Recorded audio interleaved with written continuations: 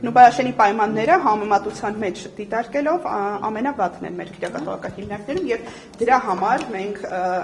այս տարի որոշակի ուսումնասիրություններ ենք իրականացնում Նուբարաշեն քրեակատվական հիմնարկի այլընտրանքներ փնտրելու համար։ Իհարկե մենք եւս հասկանում ենք այդ պայմանների վատ լինելը եւ դրա հետ կապված տեղային լուծումներ տալիս ենք, այնտեղ խցեր վերանորոգվել են, երկարատեսակցության սենյակներ են վերանորոգվել, սա որպես տեղային լուծումներ, բայց շենքային պայմանները այնպեսին չեն, որպեսզի մենք կարողանանք համակարգային լուծումներ տանք եւ հիմա քննարկվում է այլընտրանքային լուծումներ գտնելու։ Նախարարը ասաց, որ առողջապահական ցանկ կա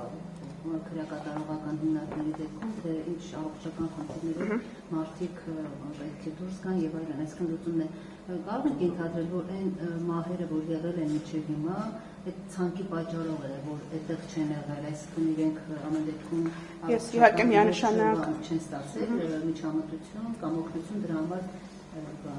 Ես միանշանակ այդպիսի հետևություն չեմ կարող անել, որովհետև այս հարցի պատասխանն էլ գտնվում է քրեակատվական բժշկության կենտրոնի եւ առողջապահության նախարարության իրավասության շրջանակներում։ Ես կարող եմ իմ դիտարկումներն անել, այո, լինում են դեպքեր, երբ որ ես անձի առողջական վիճակը տեսնելով, ես որպես այս դեպքում սովորական քաղաքացի, ով որ չունի բժշկության հետ կապված գիտելիքներ,